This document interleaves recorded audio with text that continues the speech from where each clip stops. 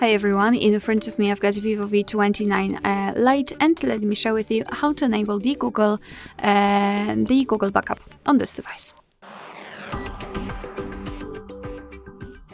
Alright, so let's start with opening the settings, and here in this general list we have to scroll down to the very bottom to find the system.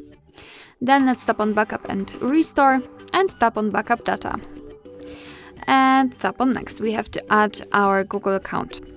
Let's tap on add account and make sure that we've got the internet connection, because it is required. You can use Wi-Fi or mobile data. And now in this step you can either create a new account if you do not have your own yet, or simply type your email or phone. So let me do it and tap on next. Right here we have to enter the password, so let me do this out of the screen.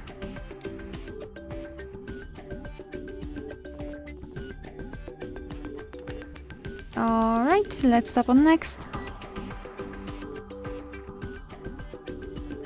Here we have to decide who will be using this device, so just mark the option and tap on next.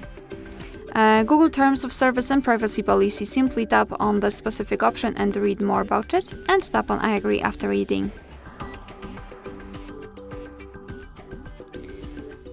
And here we have to choose which data we want to backup, so photos and videos or other device data. It's up to you. I will mark this one, but of course you can mark also photos and videos.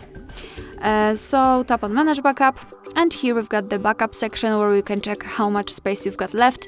You can manage the storage, so for example remove some unnecessary files.